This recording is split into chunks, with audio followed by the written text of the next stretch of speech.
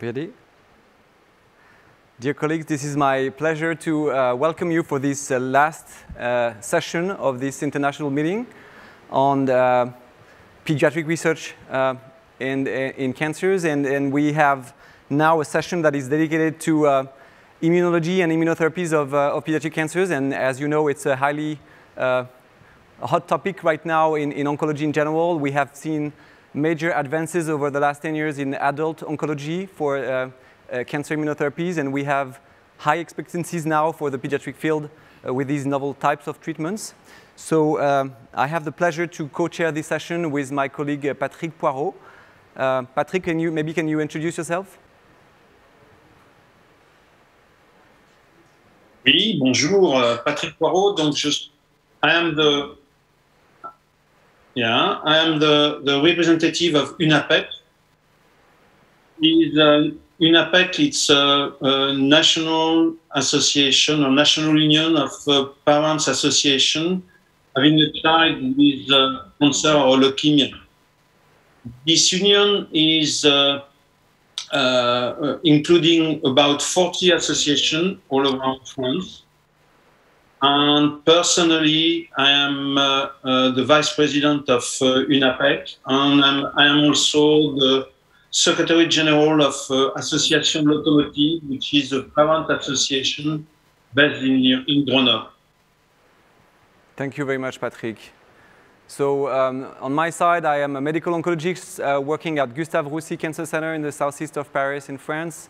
I work in the drug development department where I run phase 1 immunotherapy trials. I am a pediatric oncologist by training, but I only treat adults right now. And so let's get started. We have now the pleasure to welcome Professor Véronique Minard, who is heading the immunotherapy program at Gustave Roussy Cancer Center for pediatric cancers.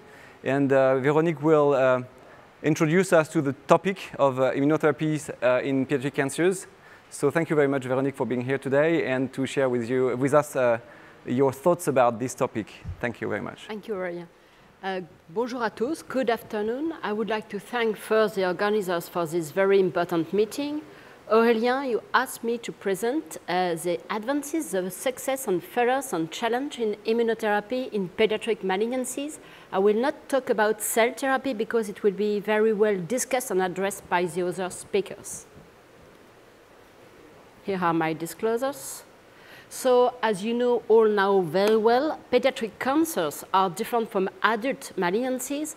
And first of all, we know that the majority of pediatric cancer have low tumor mutation burden of about, at diagnosis, 0.13 mutation per megabase.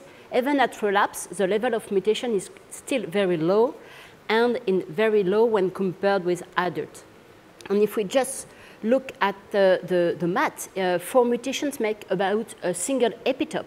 And you know that a human exome is about 30 megabase, so we expect to have 1 to 4 only epitope per pediatric tumor. So again, low tumor burden, low epitope levels for pediatric tumors.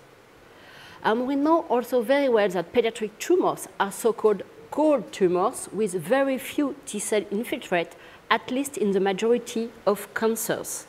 The classical picture shown here in a work supported by the French Society of Pediatric Oncology, so-called ImmunoACT project. We have low T-cell infiltrate, with few exceptions, of course, low B-cell numbers, but the majority of cells, if we focus on immune cells, are macrophages of so-called M2 macrophages with regulatory functions. We also know very well since about 10 years that the majority of pediatric cancer do have low PD-1, PD-L1 expression. The question is, what is the impact of oncogenic pathways on pediatric cancer immune contexture? We know the main frequent alterations that have been observed at diagnosis or at relapse. And Amaury LERUSTE in the next talk will show that sometimes the oncogenic pathway may have an impact on the immune contexture on immune function. Also, we know that carcinogenesis occurs simultaneously in children with the maturation of the immune system. And it's important to consider that immunity varies with age. We know in children there are few effector T cells. The macrophages are polarized, and as well as the CD4 T cells and the dendritic cells as tolerogenic. We have a low level of cytokines and several parameters that may have an impact on the immune surveillance of pediatric cancers. Just an example, the key for role of the innate immune system, the example of neuroblastoma. There have been several publications that showed very nicely that first, the decreased level of NK cell frequencies are associated with chemoresistance in neuroblastoma. We also showed and report a few years ago that the relative expression of stimulatory and inhibitory NKp30 isoforms may influence the survivals in patients with high-risk neuroblastoma responding to chemotherapy. And the Italian group very nicely published last year that the presence of intratumoral dendritic cells is associated with a better APC function and better prognosis. If we focus on immunotherapy, there are several types of cancer immunotherapy. Some may target the tumor, some may target the immune cells, and some may target both. We observe some big success in pediatric cancer. I will not talk about the CAR story, but we also have a lot of challenges remaining.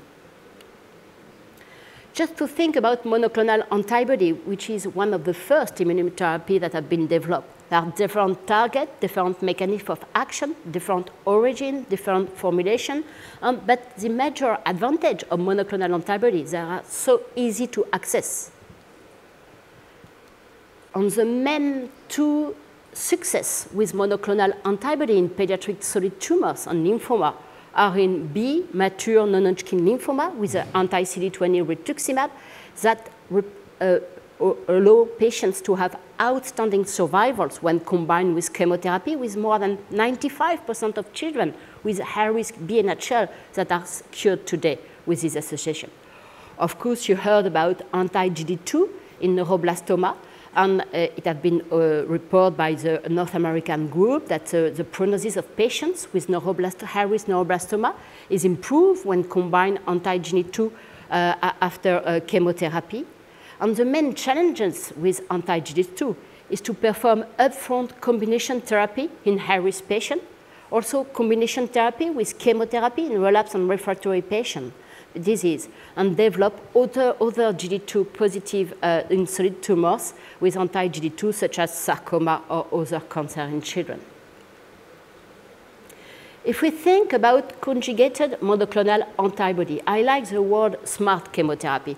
It will just deliver chemotherapy when the target is bound by the monoclonal antibody.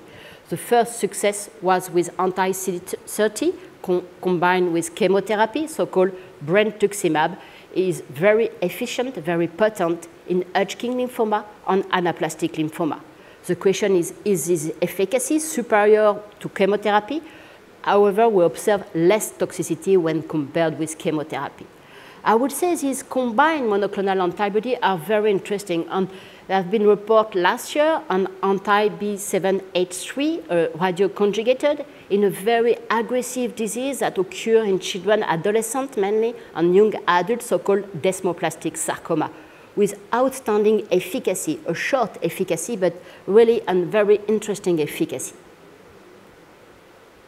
And there are a lot of new bispecific monoclonal antibodies, so-called BI, DART, etc.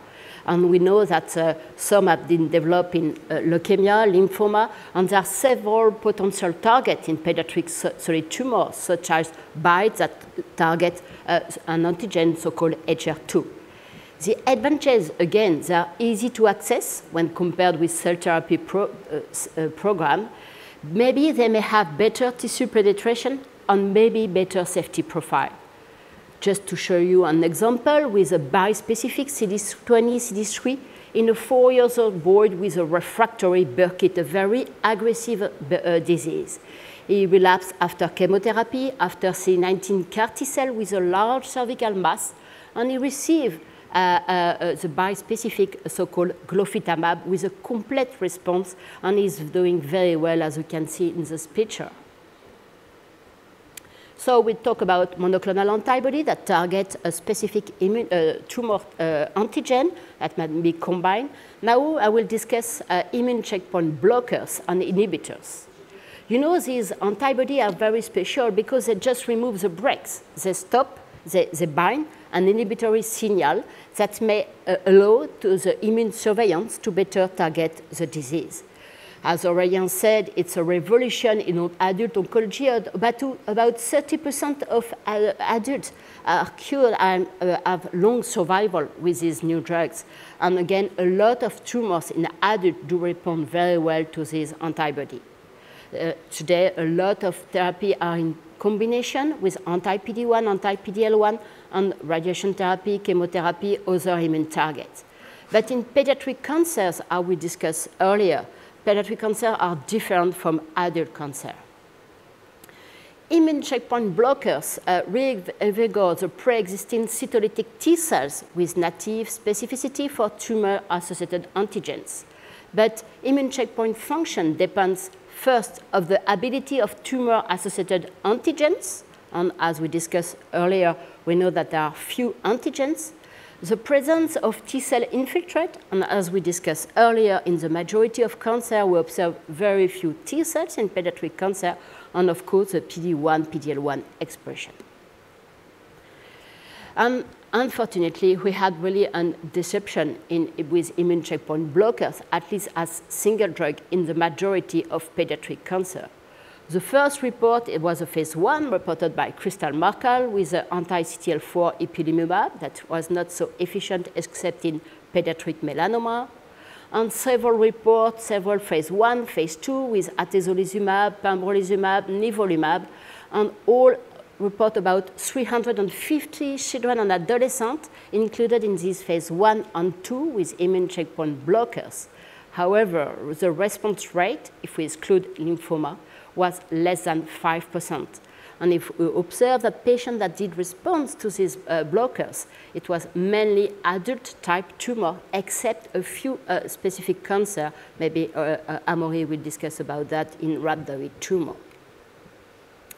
But we also have some success with immune checkpoint blockade in pediatric cancer. First, in lymphoma, in Hodgkin disease, in mediastinal lymphoma, in anaplastic large cell lymphoma.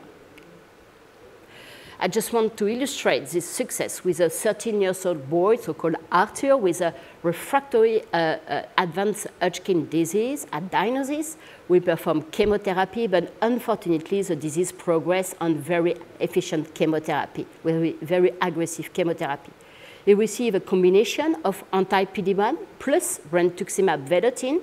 It was a few years ago, in 2017, with a complete response. In June 2021, he just had his bachelor degree. So again, you know, these diseases are so aggressive today, these children and adolescents can be cured with this anti-PD-1 in combination.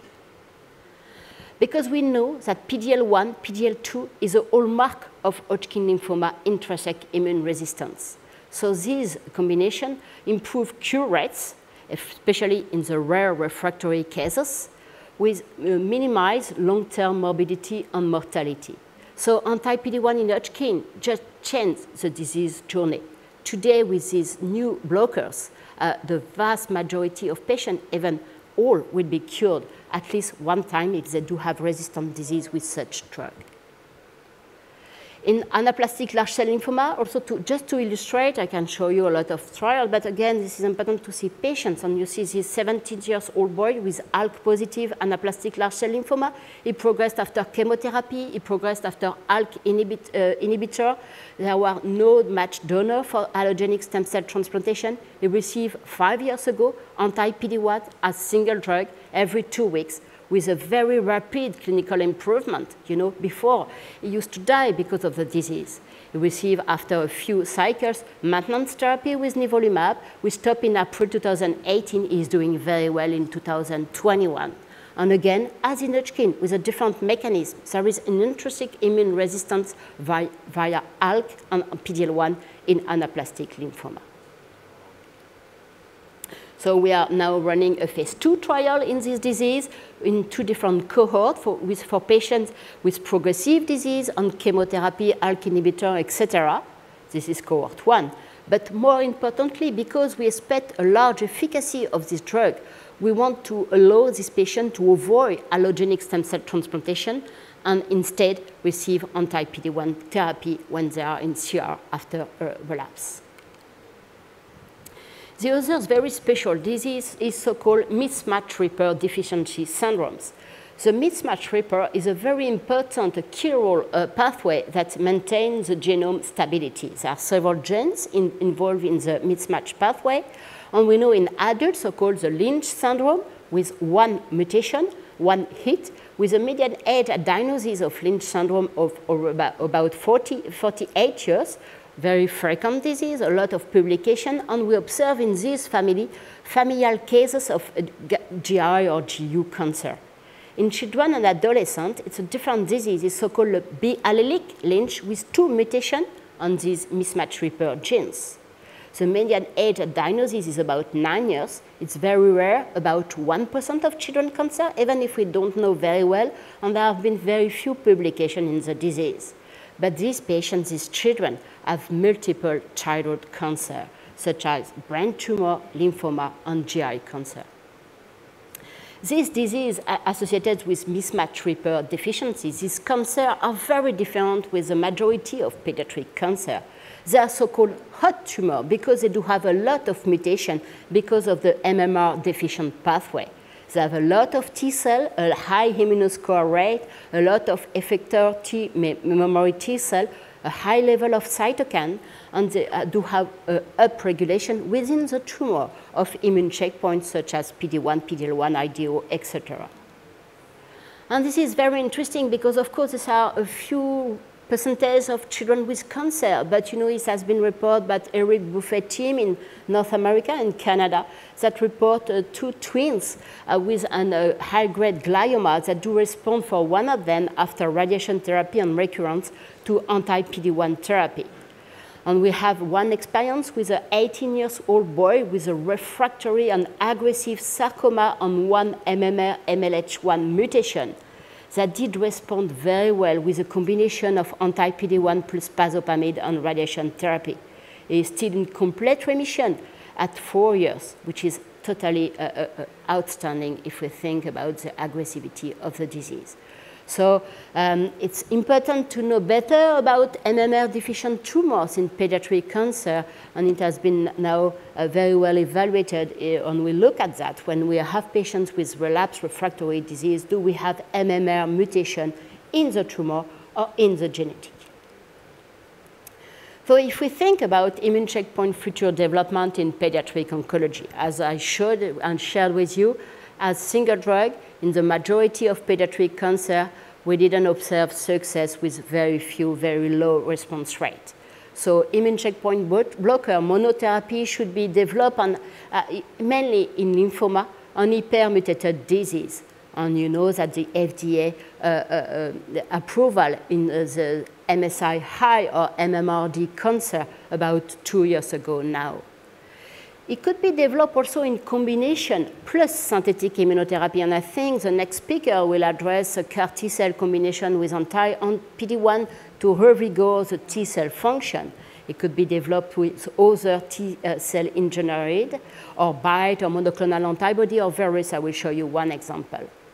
And finally, for the majority of pediatric cancers, which are non-immune infiltrated, we think that these anti-PD-1 should be developed with biology-driven immuno-oncology combinations, such as PARP inhibitor, for example.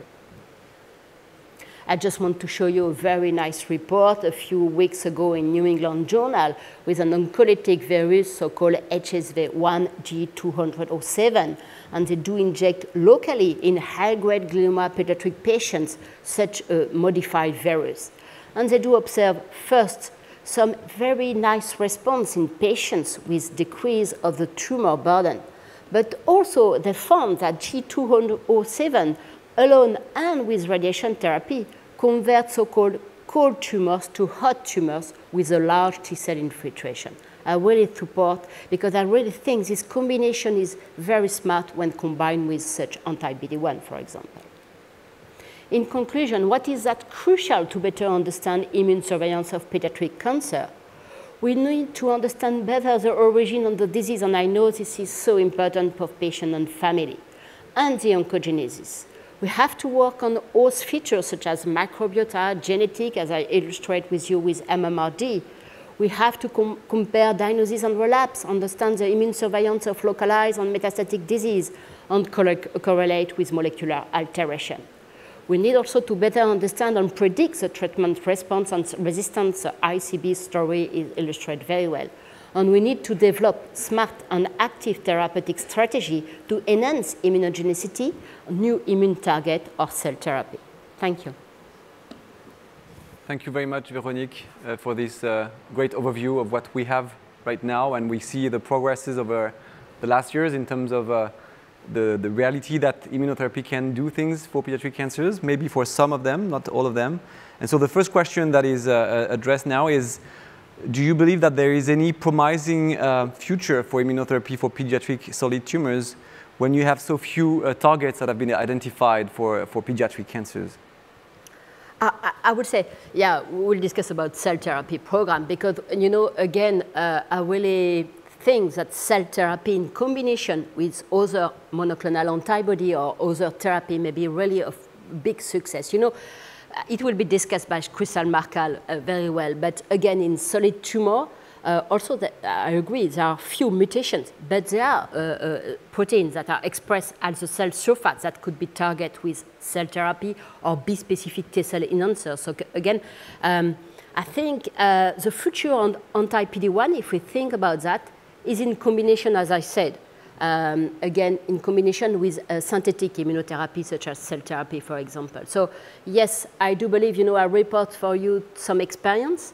We have also some outstanding result with a very special disease, so-called synovial sarcoma, and TCR engineered T cells that just for target one specific cancer toxic antigen. So, you know, we observe response, and there are very nice, very early data with cell therapy in solid tumor. So, yeah, I really think it will be the future in the next years. Thank you. Second question is, for patients who do not present a good response to immune checkpoint blockers as a single agent, is there some hope that combination therapies could increase the immunogenicity of some tumors, as you just said, or is the sequence, I mean, in your experience, have you seen like anti-PD-1 refractory kids, and then when you come back to a chemo, you see major responses, for instance? It's a very good question. I would say mainly, I didn't discuss about hyper-progressive disease, but you know, when the anti-PD-1 is not efficient, we observe really very rapidly progressive disease, especially in solid tumor. Mm-hmm. In lymphoma, for example, in Hodgkin lymphoma, it's so special. Sometimes you have a complete efficacy with no tumor, but sometimes you observe a relapse after a first response. And then you restore the chemo sensitivity. It's why today it just changed the journey of Hodgkin patients. You know, you can start with anti-PD-1 at relapse. It could be efficient, sufficient, or even you can, if you observe a new relapse, start a new chemotherapy, and the Hodgkin disease is again very sensitive to this therapy. So, you know, we are talking about a chronic disease that could be cured with several combinations. Thank you. Next question, are methylation drugs, which are supposed to de-repress numerous loci and potential immunogenic peptides, often combined with immune checkpoint inhibitors? So we're talking about epigenetic drugs, how the modification of the expression of some genes and their methylation can impact the sensitivity to immune checkpoint blockade. Yeah, there's a combination program in pediatric cancer, mainly in US, combining epigenetic drugs plus anti-PD-1. I would say it depends on the disease. Of course, Amaury LERUSTE will talk about rhabdoid tumor, and this is really the good picture. I think it could be interesting to restore some immunogenicity. But again, we have to make sure that these epigenetic drugs are efficient and are smart in the disease. So we have first to better understand the disease. It depends on the cancer, I would say. Thank you. Maybe a last question. Pediatric tumors are, in general, compared to adult tumors, more sensitive to chemotherapies. And we see that they have fastly growing disease, they can have huge shrinkage upon chemo and cytotoxics. what do we know about immunogenic cell death with chemotherapies in pediatric cancers? And do you have any idea of what is happening when you have such good responses in these patients? Do you see infiltrates in the tumor by T cells, by macrophages that could maybe support the idea that you have some immunogenic cell death? I think it's a very good question, Aurélien. First, I think you very well said something very important. It's a different disease, and they are very chemosensitive. So the majority of patients would be in complete remission with minimum residual disease. So we may think about immunotherapy as consolidative immunotherapy. And I really think in cell therapy, in bispecific T-cell enhancer, it could be really a way to develop immunotherapy, not on a large tumor burden, but again, in minimal residual disease first. Second, we are now working with new immunoprofiling on comparing the tumor at diagnosis and after chemotherapy on the surgical piece. And we will better understand what happened after chemotherapy. Of course, after chemotherapy, after radiation therapy, and we know we observe, at least in mice and in some patients, immunogenic cell death. So we have to think about that. Yeah. Thank you very much, Véronique. We can move maybe to the next presentation. We have the pleasure now to welcome Professor Stephen Lane from Brisbane in Australia. Is Stephen connected? I don't see him on my screen, but OK, very good. Thank you very much. Stephen is an expert in leukemia, and he will talk to us about the immunology of leukemias and potential immunotherapies for that type of cancers. Thank you very much for being with us today.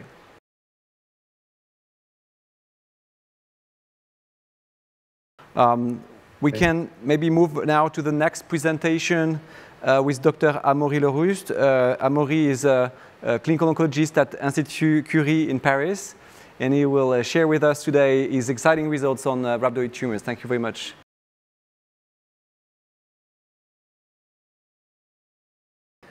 Last but not least, we can now welcome Professor Crystal MACKALL from Lucile Packard Children's Hospital in Stanford.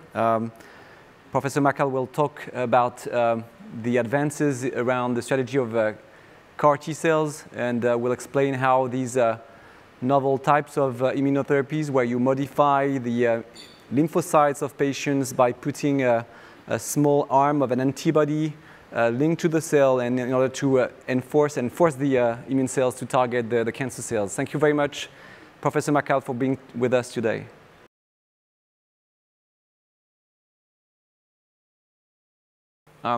Maybe we can open the floor now to the discussions. We have time now for exchanges in French, and I will let Patrick Poirot maybe to open the floor.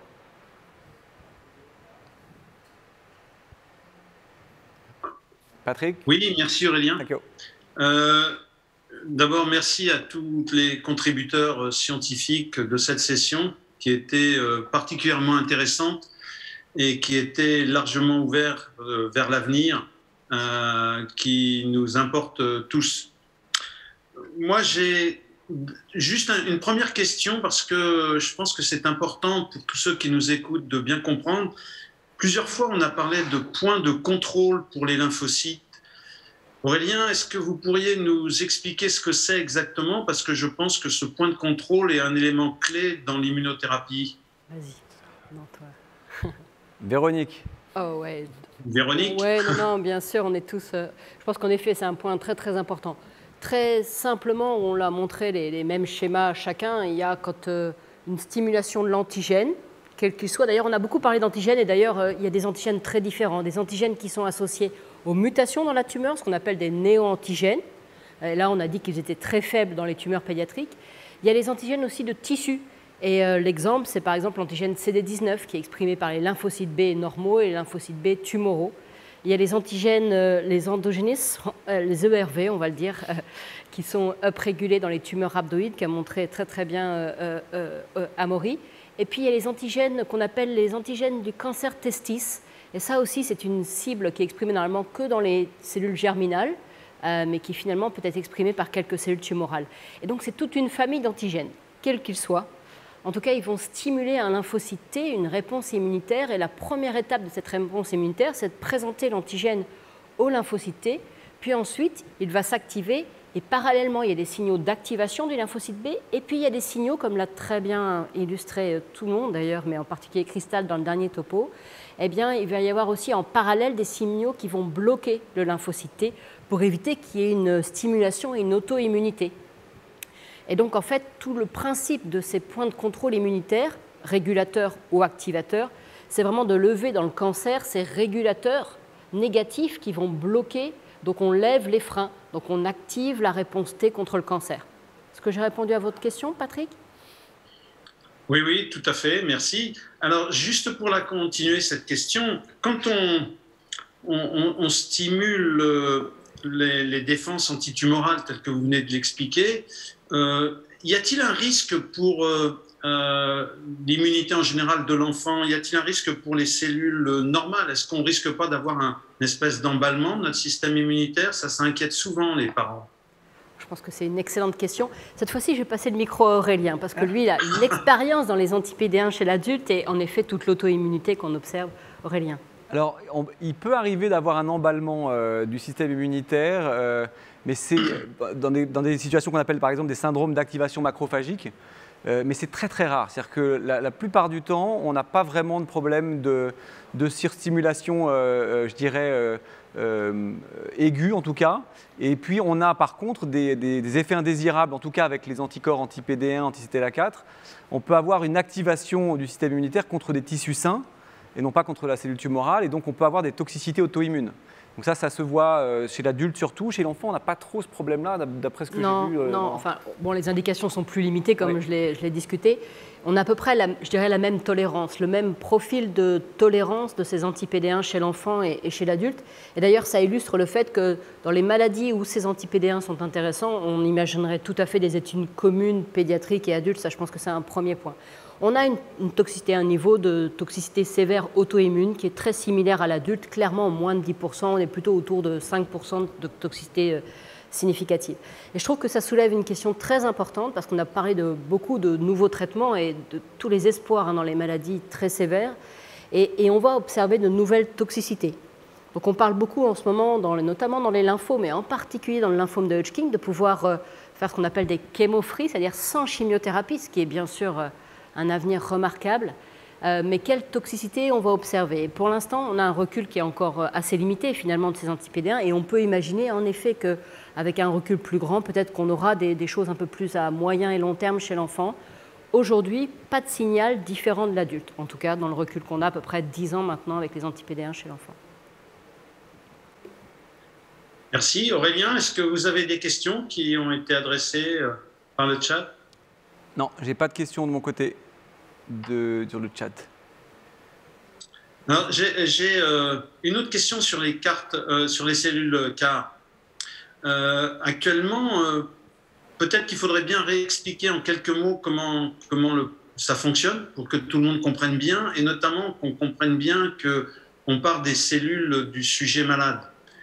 Et ceci pour moi et pour à nouveau les parents posent la question, est-ce que c'est une voie que l'on va pouvoir rendre opérationnelle à grande échelle ultérieurement? Je sais bien que c'est peut-être un peu trop tôt pour avancer, mais néanmoins, si on doit partir des lymphocytes du sujet traité, ça pose un vrai problème opérationnel. Alors, est-ce qu'on peut peut-être poser la question au professeur MACKALL, si on peut lui traduire la question qui est comment fonctionnent les CAR-T-cells de façon assez schématique pour les parents et les non-scientifiques, non-médecins de l'Assemblée, et dans quelle mesure on va pouvoir décliner ces traitements à grande échelle? Yes, thank you. And I apologize. I didn't realize that I needed to, I didn't realize I was going to have the parent audience here. I certainly would have provided a bit more background. So this is an approach where, as you said, you take the patient's cells and you use gene therapy. You put a gene into the cells to supercharge them. And that gene is expressed in the cells you engineered, and also every daughter cell from those cells. And it sounds like science fiction, but you know, we've been doing gene therapy in humans since really 1990. So we're now 30 years into this area of research. We now have FDA and EMA approved drugs that are gene therapies. And it's the largest single area of growth and investment in the biopharmaceutical area today. So while I don't want to minimize the challenges and the expense of cell and gene therapy, what we see is that if new therapies work for terrible diseases, the communities find a way to deliver them. Yeah. So I'm not trying to minimize, but the activity of CAR-Ts has been beyond everybody's expectations, and it's really launched a whole new area of biopharmaceutical development. So I think that we may see things out in the future where you don't have to use the patient's own cells. Maybe there would be a bank of cells in a freezer. Or maybe you could give an injection and you could deliver the gene without ever having to take the cells out of the body. So there are many ways, I think, that the biopharmaceutical company will evolve these therapies, if they work, to make them more accessible. But it will take time.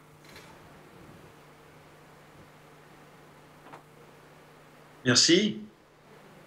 Aurélien, pas de questions?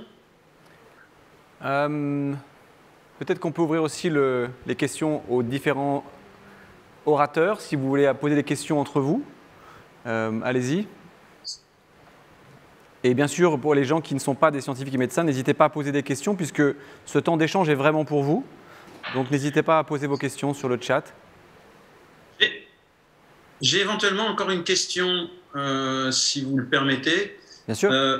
Aujourd'hui, l'immunothérapie chez l'enfant est un grand développement, un grand avenir. Est-ce que chez l'adulte, on peut dire que pour certaines maladies, ça fait partie de la routine, entre guillemets. Elle est largement utilisée dans certains cancers. Est-ce qu'aujourd'hui, chez l'enfant, on reste quand même encore au stade d'essai clinique, au stade expérimental? Et dans ce cas, est-ce qu'en France, tout le monde peut avoir accès à ça? Est-ce que c'est actuellement seulement quelques centres qui travaillent? Donc j'ai vraiment deux qui travaillent sur ces sujets. J'ai vraiment ces deux aspects, qui est l'aspect expérimental, qui est utilisé aujourd'hui, qui est mis en œuvre aujourd'hui, et puis l'aspect disponibilité pour les malades et en fonction du lieu où ils habitent, malheureusement, et où ils sont traités. Qui de vous deux, Amaury ou Véronique, veut répondre à cette question de l'accessibilité au traitement? Je peux commencer à introduire et puis que Véronique complétera si besoin. En termes d'expérimental ou non, je crois que, en tout cas en pédiatrie, en termes d'immunothérapie, on reste encore dans clairement l'investigationnel ou l'expérimental, même si on commence à avoir un recul assez intéressant et assez conséquent chez l'adulte, mais aussi maintenant en pédiatrie, comme Véronique l'a dit, depuis une dizaine d'années, particulièrement dans les immune checkpoint blockers. Mais on reste encore dans l'investigationnel, dans le sens où on a encore tant et tant de questions à aborder et à répondre, et bien sûr avec des types de tumeurs liquides ou solides très très variables. C'est encore plus vrai dans le domaine des thérapies cellulaires, des CAR-T, et la communauté réfléchit beaucoup, dans le sens où les cibles des CAR-T pédiatriques, les cibles exprimées par les cellules tumorales qui sont susceptibles d'être ciblées par ces CAR-T sont probablement assez différentes de l'adulte. Certaines peuvent être un peu communes, mais d'autres, la plupart probablement, sont assez différentes. Et je pense par exemple à GD2. Ce qui fait qu'on sera également dans l'expérimental lorsque on va développer des essais cliniques, par exemple de CAR GD2 chez l'homme. On ne pourra pas forcément passer d'abord de l'adulte, puis ensuite à l'enfant. En termes d'accessibilité, je pense que c'est quelque chose qui tient à cœur à l'ensemble de la communauté qui travaille à développer ces médicaments. Bien sûr, pour l'instant, il y a des critères très stringents quant à la possibilité d'ouvrir des essais, particulièrement en immunothérapie cellulaire, dans certains centres, et probablement qu'il y aura quand même peu de centres, en tout cas pédiatriques, initialement ouverts, mais nous devons travailler tous ensemble au sein, par exemple, de la Société française du cancer, à adresser les patients dans les centres qui ne sont pas ouverts. Véronique, si tu veux compléter. Non, je suis tout à fait d'accord avec tout ce que tu viens de développer, Amaury. Il y a quelques produits d'immunothérapie qui sont maintenant autorisés et pour lesquels chaque enfant en France a l'accès, c'est-à-dire des médicaments qu'on appelle autorisés. Alors on peut commencer par le plus simple, le rituximab par exemple dans les lymphomes B. Il est autorisé, c'est de l'immunothérapie, c'est un anticorps. Et on peut aller au plus complexe qui sont les CAR CD19 dans les leucémies de l'enfant où il y a vraiment une autorisation. L'autorisation a été donnée suite aux résultats que nous avons partagés ce soir et en particulier Cristal. Cette autorisation donnée nécessite, comme tu l'as très bien dit, on est dans une activité remarquable, donc tous les enfants peuvent avoir accès, mais il y a aussi toute une difficulté, tout un des soins de support, une expertise. Alors, on en discute autour des anti-PD1 et de leur toxicité, mais la toxicité des lymphocytes CAR T-cell est très très particulière et nécessite une plateforme de réanimateurs, de neurologues, d'imagerie, de radiologues. On n'a pas du tout parlé de ça ce soir, mais il y a le développement des CAR pour les rendre les plus opératifs, les plus efficaces possibles. Et puis il y a tous les soins autour qui passent de la chimiothérapie et de lymphodéplétion qu'abordait Aurélien, jusqu'à la toxicité immédiate, notamment le premier mois qui suit. Et donc peu de centres en France sont aujourd'hui autorisés. Et l'idée, c'est d'avoir dans chaque région de France un hôpital qui soit référent pour pouvoir développer ces CAR, un ou plusieurs hôpitaux. Et pour le reste, bien sûr, ce sont aujourd'hui encore développés dans des essais thérapeutiques pour les autres produits d'immunothérapie hors leucémie.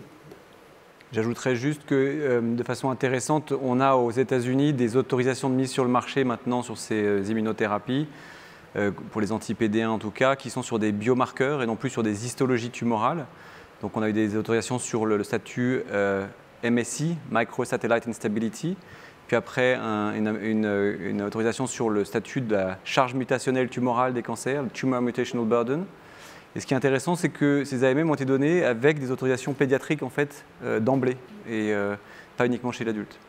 Aux États-Unis, malheureusement. Aux États-Unis. On attend bien sûr l'équivalent pour l'Europe. Alors j'ai quelques questions, Patrick, qui sont arrivées depuis là sur le flux. Il y a une première question peut-être pour Cristal MACKALL sur quelque chose qu'elle a évoqué tout à l'heure, c'est les CAR allogéniques. Qu'est-ce qu'on entend par CAR allogénique? Yeah, so, you know, as folks have mentioned, the process involved with taking a patient with cancer, a child with cancer, harvesting their own blood cells, taking them to the lab, putting the gene in, expanding them, bringing them back to infuse, that's a labor-intensive, expensive process. And in some cases, it's too long for the patient, and maybe their T cells have already been through a lot of therapy and are starting out weakened. The alternative idea is to get a normal, healthy donor. Some people might say a super donor, and take their cells and put the CAR T cell into the super donor cells. You may even use a stem-like population of the super donor, and you expand many different doses from that donor. Now, the problem with giving those cells to a patient is the patient is going to reject them because they're foreign, just like a bone marrow transplant.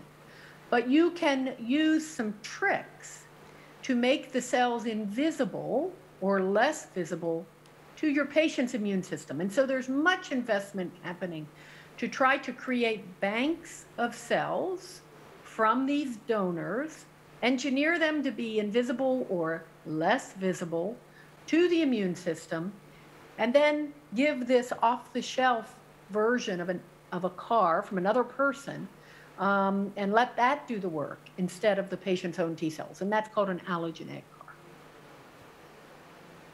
Merci beaucoup. Peut-être une dernière question avant la fin de la session. Une question que j'ouvre à tous les orateurs. quelles peuvent être les conséquences à moyen long terme de ces immunothérapies qu'on a discutées aujourd'hui sur l'immunité des enfants, c'est-à-dire à long terme, est-ce qu'ils vont perdre dans leur fonction immunitaire physiologique? Est-ce qu'ils vont avoir des protections vaccinales normales? Qu'est-ce qu'on sait aujourd'hui sur la toxicité à long terme des anti-PD1 chez les enfants, sur les CAR T-cells à long terme chez les enfants? Excellente question. Je crois que c'est exactement celle qu'on discute avec les familles quand on aborde la question de l'immunothérapie. Encore une fois, on connaît la toxicité à moyen et long terme de la chimiothérapie, de la radiothérapie, au moins des protocoles qu'on a utilisés il y a 20-30 ans, des adultes guéris d'un cancer dans l'enfance. Et on a bien sûr moins de recul par rapport à ces nouvelles immunothérapies. Cela dit, bien sûr, c'est un espoir énorme dans les leucémies, le succès des CAR T-cells dirigés contre le CD19. La première toxicité qu'on observe, c'est celle dont on a parlé, c'est-à-dire la toxicité immédiate, neurologique, un syndrome grippal très fort, un orage de cytokines quand les CAR sont activés. Et la toxicité qu'on connaît bien aussi, c'est ce qu'on appelle l'aplasie B. La cible idéale de l'immunothérapie, c'est celle qui est exprimée exclusivement par la cellule tumorale. La cible des CAR CD19, c'est certes la cellule tumorale, mais c'est aussi le lymphocyte B normal qui, tant que les CAR circuleront dans le sang, détruiront le moins lymphocyte B qu'ils rencontrent, la moindre antigène exprimée par un lymphocyte B. Donc ces enfants qui ont des CAR qui persistent dans le sang des années, notamment les premiers qui ont été traités aux États-Unis, ont ce qu'on appelle une aplasie B, c'est-à-dire qu'ils n'ont plus aucun lymphocyte B. C'est assez simple à prendre en considération comme effet secondaire, c'est qu'ils ont des perfusions d'immunoglobulines pour éviter des infections. Et je crois que Cristal a aussi très bien développé le principe d'utiliser les CAR pendant une période et puis de pouvoir développer des CAR qui, quand on le souhaite, on arrive à les détruire, les off, comme elle l'exprimait, c'est-à-dire qu'on utilise les CAR jusqu'à la guérison et on arrive à fabriquer des CAR qu'on est capable de détruire au moment où on pense que l'enfant est guéri. Et ça, c'est aussi un vrai espoir. Alors, c'est infini, en fait, le développement de ces CAR. Ça ouvre beaucoup d'espoir, mais dans une des toxicités des CAR d'aujourd'hui, c'est vraiment l'aplasie B à très long terme, tant que les CAR persistent. Pour compléter, je pense que dans la question entre immunothérapie et conséquences à long terme sur le système immunitaire de l'enfant est évidemment compliquée à établir sans recul, mais surtout va être très dépendante du type d'immunothérapie, puisque les mécanismes utilisés sont très très variables entre un anti-CD20 ou un anti-PD1 ou un CAR-T. Les conséquences sur le système immunitaire sont très très différentes. Et on a déjà parlé du côté risque d'auto-immunité à moyen, éventuellement long terme des anti-checkpoints chez l'adulte ou voire chez l'enfant. Dans les CAR T-cells, on rajoute en fait un contingent de lymphocytes autologues dirigés contre la tumeur, potentiellement dirigés vers des antigènes exprimés à plus faible degré par les cellules tumorales. Mais la beauté de cette, comme disait Cristal, de cette approche, c'est aussi d'utiliser l'ingénierie biologique, l'ingénierie protéique, pour créer des mécanismes permettant de désactiver ces CAR-T si besoin dans les premiers temps de post-injection, mais aussi bien plus tard s'il y a une persistance et une potentielle toxicité à long terme. Merci beaucoup Amaury. On va conclure cette session et je voudrais remercier du fond du cœur nos orateurs d'avoir pris le temps aujourd'hui de venir sur site à Paris malgré les contraintes encore du Covid. Un remerciement aussi immense à Crystal MACKALL depuis la Californie, de Stephen Lane depuis l'Australie, d'avoir pris le temps de se connecter aussi loin et d'être présent avec nous aujourd'hui. Et puis je vais passer la parole à Alain Echen de l'Institut national du cancer pour avoir un mot de conclusion et un grand merci à tous pour cette excellente session.